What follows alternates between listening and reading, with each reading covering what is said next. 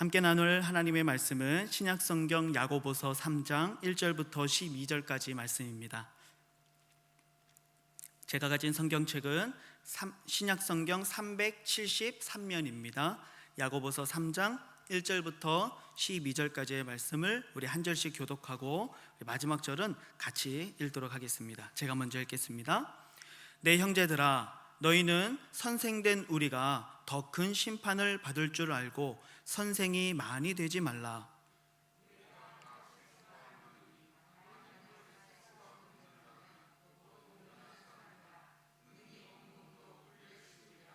우리가 말들의 입에 재갈 물리는 것은 우리에게 순종하게 하려고 그 온몸을 제어하는 것이라.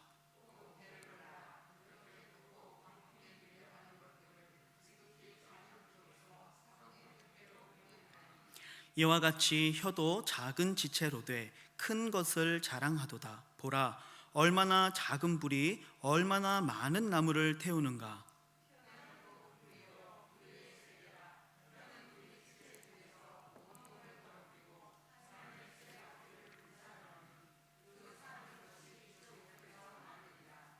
여러 종류의 짐승과 새와 벌레와 바다의 생물은 다 사람이 길들일 수 있고 길들여 왔거니와,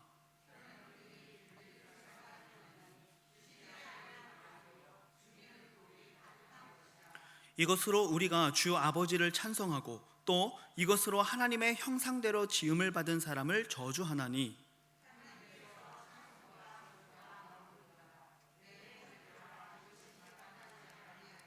샘이 한 구멍으로 어찌 단물과 쓴물을 내겠느냐.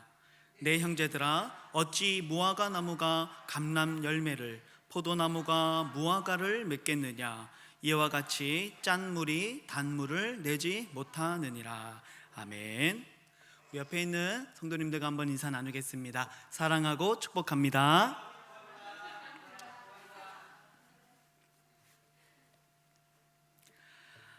여러분, 이 말이라고 하는 것은 굉장히 큰 힘을 가지고 있습니다. 하나님은 말씀으로 이 세상을 창조하셨어요. 또 반면에 사단은 말로 인류를 죄악 가운데 넘어지게 만들었죠. 말은 누군가를 살릴 수도 있고 누군가를 죽일 수도 있는 힘을 가지고 있습니다. 말로 누군가에게 용기를 줄 수도 있고 말로 누군가를 낙담하게 만들 수도 있습니다. 그래서 이 말이라고 하는 것은 참 중요하죠. 그리스도인의 삶에서 가장 중요한 문제 가운데 하나도 바로 이 말과 관련된 것입니다. 이 말과 관련된 격언이나 속담 등도 우리가 참 많이 알고 있죠. 동서고금을 막론하고 이 말에 대한 중요성은 늘 강조되어 왔다라는 것을 우리가 잘 알고 있습니다. 신앙생활을 하면서도 참 우리가 중요하지만 그럼에도 불구하고 참 많은 문제가 야기되어지는 부분도 바로 이 말과 관련된 부분이기도 합니다. 그래서 우리는 사실 많은 경우에 말 때문에 상처받고 아파하고 부정적인 말로 인해서 믿음이 파괴되는 경우가 있고, 잘못된 정보나 헛소문 등의 그런 말 때문에 한 개인과 가정과 공동체가 파괴되는 그런 일들도 우리가 경험해 보게 됩니다. 이처럼 말에는 굉장한 파괴력이 있다는 것이죠. 그래서 오늘 본문 5절과 6절 말씀을 보시면 이렇게 말씀합니다. 이와 같이 혀도 작은 지체로 돼 큰 것을 자랑하도다. 보라, 얼마나 작은 불이 얼마나 많은 나무를 태우는가. 혀는 곧 불이요 불의의 세계라. 혀는 우리 지체 중에서 온몸을 더럽히고 삶의 수레바퀴를 불사르나니 그 사르는 것이 지옥불에서 나느니라. 이 야고보는 작은 불이 많은 나무를 태우는 큰 불로 번지게 된다라는 것을 예로 들면서 우리의 혀가 곧 불이다. 정말 이 혀가 잘못 사용하면 정말 우리의 온 몸과 우리의 삶을 불살할 수 있을 만큼의 큰 파괴력을 가지고 있다, 이렇게 말씀하고 있는 거예요. 사실 누군가 아무 생각 없이 버린 담배꽁초 하나, 그 하나 때문에 온 산이 그렇게 불로 번지게 되는 경우들을 우리가 많이 보게 되죠. 우리는 한 2년 전쯤 그 여름에 있었던 호주의 큰 산불을 아직도 우리 선명하게 기억하고 있어요. 그렇게 뿌연 이 하늘을 우리가 많이 매일매일 보고 있었죠. 그 산불로 인해서 대한민국의 국토 면적을 넘어서는 숲과 초원이 불타버렸습니다. 엄청나죠. 그러니까 대한민국이라는 나라 하나가 없어진 것과 마찬가지예요. 불 때문에. 그 처참했던 모습을 아마 우리가 다 너무나도 선명하게 기억하고 있을 것입니다. 수많은 사람들이 대피하고 수많은 야생 동물들이 타죽게 되어지는 이런 일들을 우리가 기억했죠. 이렇게 작은 불이 산을 태우고 이렇게 처참한 결과를 낳는 것처럼 바로 우리의 말에는 이러한 파괴력과 큰 힘이 있다라고 오늘 우리들에게 말씀하고 있습니다. 그래서 우리는 이 말을 잘 조심하고 훈련해야 됩니다. 이 예수님의 동생이자 또 예루살렘 교회의 아주 탁월한 장로였던 오늘의 이 본문의 저자인 야고보는요, 오늘 2절 말씀에 이렇게 이야기합니다. 우리가 다 실수가 많으니 만일 말에 실수가 없는 자라면 곧 온전한 사람이라 이렇게 얘기합니다. 너희라고 말하지 않고 우리가 다 실수가 많다 이렇게 얘기합니다. 그러니까 지금 이 글을 쓰고 있는 야고보 자신도 사실은 이 말에 실수가 있는 사람이고 우리 모두가 다 동일한 연약함을 가지고 있는 사람들이다라고 말씀하고 있는 것이죠. 그러면서 정말 이 말이라고 하는 것은 너무나도 큰 파급력을 가지고 있고 파괴력을 가지고 있기 때문에 이 말만 우리가 잘 제어하고 이 말에만 우리가 실수가 없는 자가 된다 하더라도 이런 사람을 뭐라고 부르고 있습니까? 곧 온전한 사람이다. 이렇게 말할 정도로 이 말이라고 하는 것은 굉장히 중요하다. 이렇게 우리가 말할 수 있는 것이죠. 그래서 우리는요, 온전한 그리스도인, 온전한 사람이 되기 위해서 반드시 이 언어 생활이 훈련되어야 한다라는 것을 생각해 보게 되는 것이죠. 그래서 말에 실수가 없는 자로 자라가야 된다라고 오늘 성경은 우리들에게 가르쳐주고 있는 것입니다. 오늘 본문에서 야고보는요, 이 혀가 가지고 있는 힘, 이 말이 가지고 있는 힘을 우리들에게 아주 생생하게 알려주기 위해서 두 가지의 비유를 사용을 합니다. 첫째가 무엇이냐면 이 말의 입에다가 물리는 재갈입니다. 3절 본문을 보니까 우리가 말들의 입에 재갈 물리는 것은 우리에게 순종하게 하려고 그 온몸을 제어하는 것이다 이렇게 얘기합니다. 이 작은 재갈이 이 말의 온 몸을 제어하게 된다라고 말하고 있는 거예요. 여러분, 말이 굉장히 크죠. 물론 새끼 말도 있겠지만 말이라고 하는 것은 사실 굉장히 힘이 센 동물이라인 어떤 상징적인 의미를 좀 가지고 있어요. 그래서 옛날에는 이렇게 자동차도 힘 좋은 자동차는 몇 마력 이런 이제 말을 쓰기도 했어요. 그만큼 말이 힘이 좋기 때문에 그렇죠.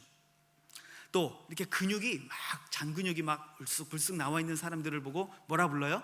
말 근육 같다. 이 말이 그쵸? 근육이 막 쫙쫙 이렇게 멋있게 나와 있잖아요. 그 말은 굉장히 크고 힘이 좋은 동물이라는 거죠. 그런데 그렇게 크고 힘이 좋은 말도 그 입에다가 작은 재갈을 하나 물리면 사람이 그 말을 어떻게 할 수 있어요? 제어할 수 있게 된다라고 말할 수 있는 것이죠. 그러니까 우리의 이 혀가 사실 굉장히 작은 것이지만 이것을 우리가 잘 제어하면 우리의 온 몸을, 우리의 신앙, 우리의 삶 전체를 다 제어할 수 있을 만큼의 아주 큰 힘을 가지고 있다라고 말하고 있는 것이죠. 또 둘째는 이 배의 작은 키로 예를 들고 있습니다. 4절 말씀을 보니까 또 배를 보라, 그렇게 크고 광풍에 밀려가는 것들을 지극히 작은 키로서 사공의 뜻대로 운행하나니 이렇게 말씀하죠. 2018년 기준으로 제가 이렇게 인터넷에서 서치를 해보니까 2018년 기준으로 세계에서 가장 큰 배, 이 큰 배가요 삼성중공업에서 만든 초대형 컨테이너 선이라고 합니다. 이 길이가 어느 정도 되냐면 무려 488m라고 합니다. 배가요. 엄청나죠. 그러니까 이 배를 이렇게 수직으로 딱 세우면 어느 정도가 되느냐, 63빌딩보다 높다고 합니다. 그 다음에 지금 한국에서 서울에서 가장 높은 빌딩인 롯데타워보다 한 70cm 정도, 70m 정도 작다고 해요. 그러니까 진짜 엄청나게 큰 배다라는 것을 알 수 있겠죠. 그런데 이렇게 엄청나게 큰 배라고 할지라도 그 작은 키 하나가 이 사공이 그 키로 말미암아 자신의 뜻대로 이 배를 운행할 수 있게 된다라고 말씀하고 있는 거예요. 그래서요, 이 말이라고 하는 것은 우리의 삶의 방향을 정할 수 있는 거예요. 말에게 제갈을 씌우면 내가 원하는 방향으로 가고, 그래서 내 삶을, 내 방향을 제어할 수 있게 되는 거죠. 배의 키를 내가 잡고 그 키를 잘 조정하면 아무리 큰 배라 할지라도 그 배를 내가 원하는 방향으로 내가 제어할 수 있게 된다는 것이죠. 그래서 말은 우리의 삶의 방향을 정할 수 있다라고 말할 수 있는 거예요. 마치 말에게 재갈을 물리지 않고 그 말의 등에 올라타면 어떻게 됩니까? 이리저리 날뛰는 말을 제어할 수 있는 방법이 없어요. 그럼 말이 가는 대로 나는 끌려갈 수밖에 없는 것이죠. 이렇게 큰 배든 작은 배든지 간에 그 키가 고장나게 되어지면 바로 그 배처럼 우리의 인생도 광풍에 밀려 바다 위에서 표류하는 인생을 살게 될 수밖에 없다라고 오늘 성경은 우리들에게 말씀하고 있는 것입니다.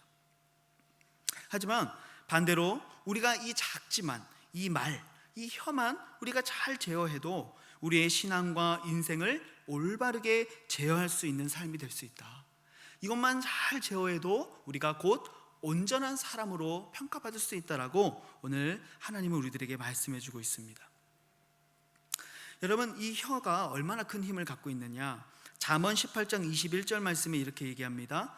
죽고 사는 것이 혀의 힘에 달렸나니 혀를 쓰기 좋아하는 자는 혀의 열매를 먹으리라. 조금 무섭지 않습니까? 그동안 우리가 해왔던 말들, 주워 담을 수 없는 그 말들, 그렇죠?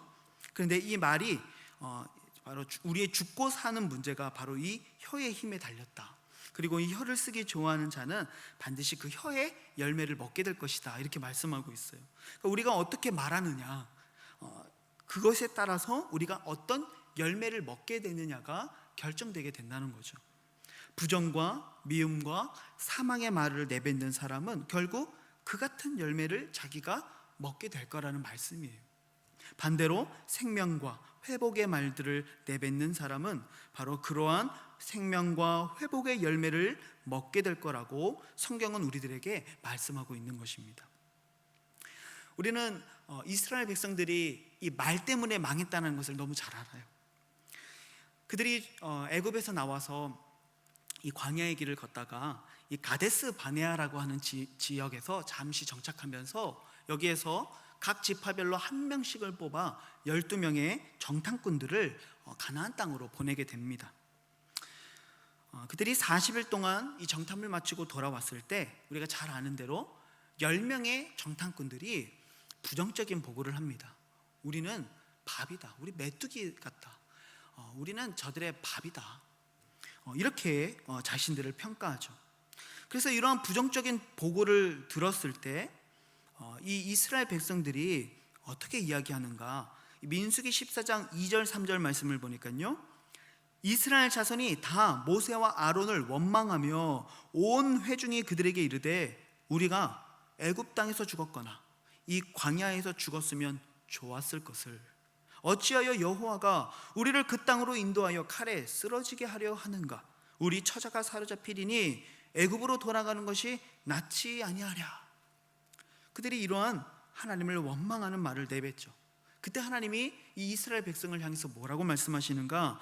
본문 그 14장 27절 28절 보니까요, 하나님 이렇게 말씀하세요. 나를 원망하는 이 악한 회중에게 내가 어느 때까지 참으랴? 이스라엘 자손이 나를 향하여 원망하는 바 그 원망하는 말을 내가 들었노라. 그들에게 이르기를 여호와의 말씀에 내 삶을 두고 맹세하노라. 너희 말이 내 귀에 들린 대로 내가 너희에게 행하리니. 이렇게 얘기합니다. 하나님의 귀에 들린 대로 내가 너희에게 행할 것이다. 여러분, 그래서 이스라엘 백성들이 어떻게 됩니까?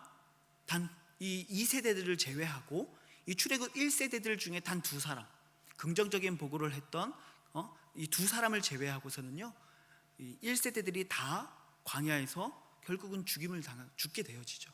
한 사람도 가나안 땅을 밟아보지 못하게 됩니다. 그들이 한 그 말대로 이루어진 것이죠.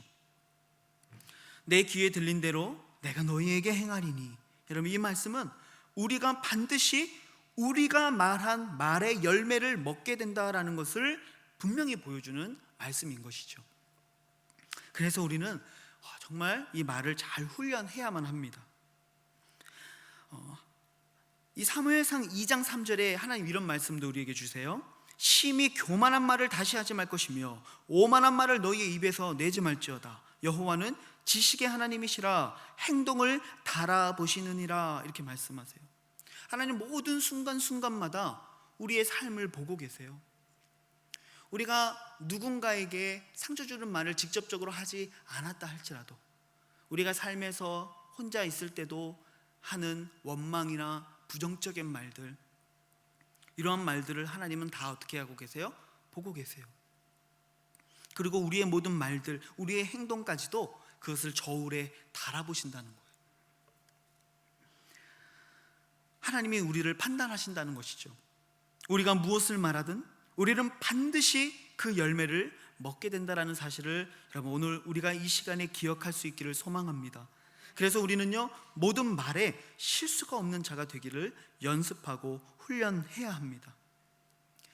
물론 그것이 결코 쉬운 일은 아닙니다. 그래서 그것을 오늘 본문도 이렇게 이야기합니다. 7절과 8절 보니까 여러 종류의 짐승과 새와 벌레와 바다의 생물은 다 사람이 길들일 수 있고 길들여 왔거니와 혀는 능히 길들일 사람이 없나니 쉬지 아니하는 악이요 죽이는 독이 가득한 것이다. 혀를 길들일 사람이 능히 없다. 혀는 우리의 온몸을 더럽히고 삶을 불살라버릴 수 있는 강력한 힘을 가지고 있다. 그런데 더 곤란한 문제는 이 혀를 능히 길들일 사람이 없다는 것이죠. 여러 종류의 생물들을 길들일 수 있고 그렇게 해왔지만 정작 이 사람의 혀를 능히 길들일 사람은 없다라고 말씀하고 있는 거예요. 혀는 쉬지 아니하는 악이다. 죽이는 독이 가득하다라고 말씀합니다. 그렇다고 해서 여러분 이 말씀이 우리는 죽을 때까지 이 혀를 길들일 수 없다라는 어떤 부정적인 결론을 내리는 것일까요? 그렇지 않겠죠. 이 혀를 능히 길들일 수 있는 사람이 없지만 그만큼 어려운 일이지만 우리 안에 계신 성령께서 우리의 인격과 삶을 다스리시도록 우리의 자신을 내어드리고 끊임없이 우리 안에서 올라오는 육체의 정욕과 본성들을 제어하면서 우리의 입술에 하나님 나라의 언어가 나올 수 있도록 훈련해야 된다는 것이죠. 하나님 나라의 언어가 나올 수 있도록 훈련해야 된다. 여러분, 말은 우리의 마음에서부터 나오는 거예요. 우리의 마음에 하나님의 나라가 이루어지면 우리의 입술에 하나님 나라의 언어가 나오게 돼 있습니다. 하지만 우리의 마음이 악으로 가득 차 있거나 미움으로 가득 차 있거나 음란으로 차 있거나 죄악으로 가득 차 있으면 우리의 입술에 그러한 말들이 나올 수밖에 없는 것이죠. 말은 우리의 마음을 보여주는 가장 직접적인 통로다라는 것을 우리가 기억해야 합니다. 그래서 야고보도 말과 그 말의 원천이 되는 마음을 오늘 이 나무와 열매의 비유로 우리들에게 말씀합니다. 9절부터 12절 말씀을 보니까 이것으로 우리가 주 아버지를 찬송하고 또 이것으로 우리 혀를 이야기하는 것이죠. 하나님의 형상대로 지음을 받은 사람을 저주하나니 한 입에서 찬송과 저주가 나오는도다. 내 형제들아, 이것이 마땅하지 아니하니라. 샘이 한 구멍으로 어찌 단물과 쓴물을 내겠느냐. 내 형제들아, 어찌 무화과 나무가 감람 열매를 포도나무가 무화과를 맺겠느냐. 이와 같이 짠물이 단물을 내지 못한다. 우리들에게 말씀합니다. 그러니까 결국 이 말씀은 무슨 말입니까? 우리의 마음의 밭을, 우리의 심령을 하나님 나라로 가득 채워야 된다는 것이죠. 그래야만 바로 우리의 입에서 무화과 나무의 열매가 맺어지고 아름다운 포도나무의 열매를 맺을 수 있게 된다라고 이야기하고 있는 것입니다. 그래서 우리는 지난주 말씀을 또 기억해 보게 됩니다. 이 세대를 본받지 말고 오직 마음을 새롭게 함으로 변화를 받아 하나님의 선하시고 기뻐하시고 온전하신 뜻이 무엇인지 분별하도록 하라. 하나님이 기뻐하시는 거룩한 산 제물로 무엇을? 너희의 몸을 드려라. 이것이 너희가 드릴 영적 예배다라고 하나님 말씀해 주셨죠. 그래서 오늘 우리는 하루하루를 살아가면서 우리의 마음을 새롭게 하고 변화를 받아 이 하나님의 뜻을 분별하면서 우리의 마음을 하나님 나라로 가득 채워야 되는 것이죠.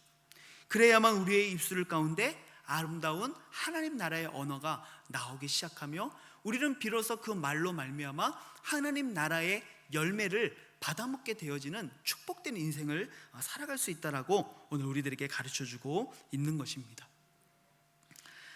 사랑하는 이 자리에 계신 우리 성도 여러분, 참 말을 제어한다는 것은 굉장히 어려운 일입니다.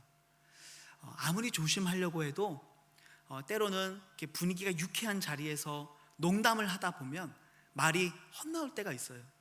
나는 의도하지 않았지만 내 작은 그 농담 한마디가 어떤 한 영혼의 심령을 산산조각 내버리는 경우들도 우리는 자주 경험하게 됩니다. 여러분, 우리는 주로 어떤 말의 실수들을 많이 할까요? 어떤 부정적인 말들을 많이 할까요?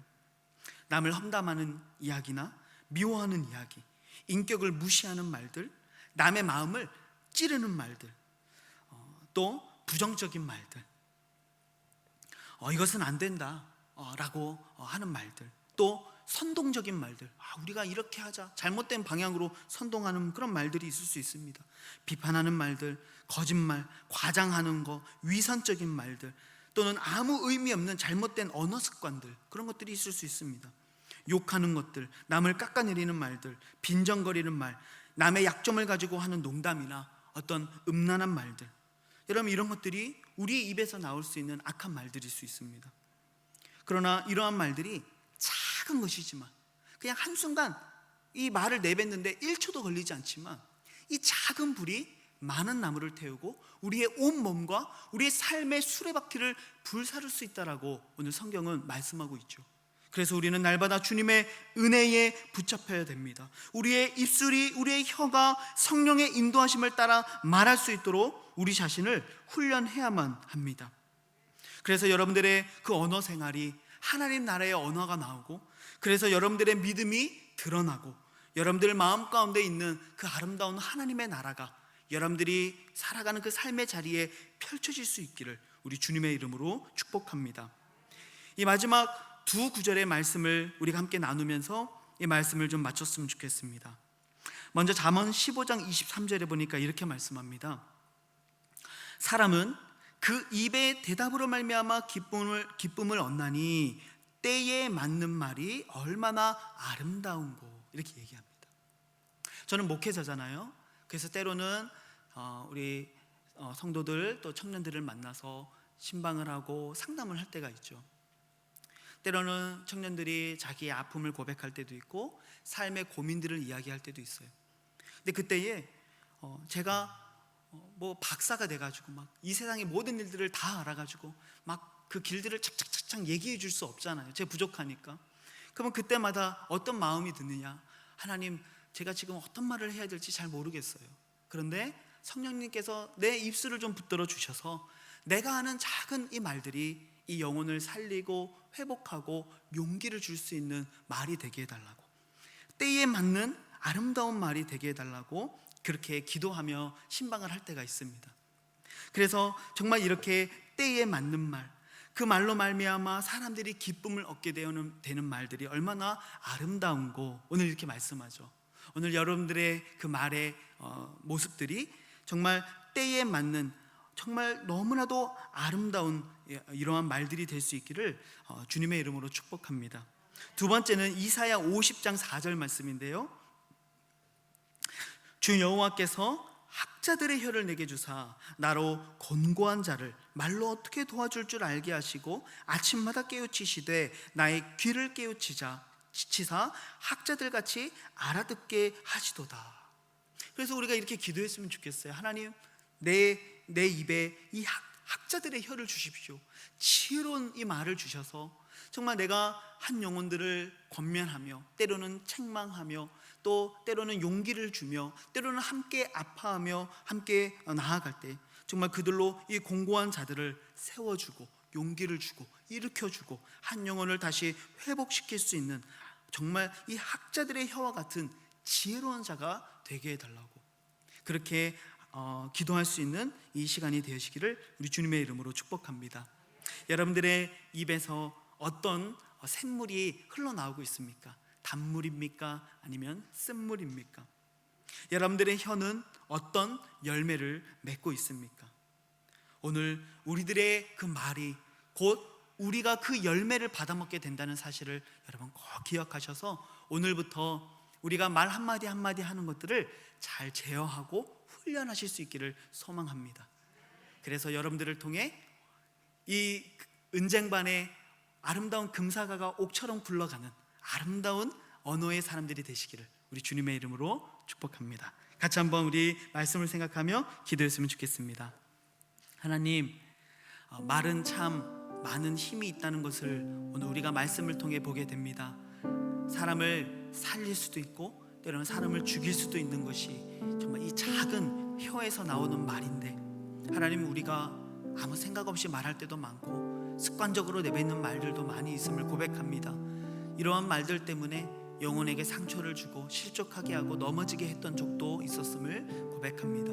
우리의 부족함, 우리의 연약함을 하나님 용서하여 주시옵시고, 하나님 정말 우리가 이 혀를 잘 제어함으로써 하나님이 기뻐하시는 온전한 사람들이 되게 하시고, 정말로 이 말로 말미암아 한 영혼을 세워주고 살려주고 용기를 북돋아주고 다시 일어나 걷게 하고 그 눈물을 닦아주며 힘과 용기와 지혜를 줄 수 있는 아름다운 학자의 혀를 하나님 내게 허락해 주시옵소서. 그래서 내 입술을 통하여 하나님 나라의 언어가 나오게 하시고 하나님의 나라가 이루어지며 예수 그리스도의 향기가 뿜어져 나오는 아름다운 언어 생활이 될 수 있도록 하나님 나를 붙들어 달라고, 우리 오늘 말씀을 기억하면서 같이 한번 결단하며 기도하도록 하겠습니다.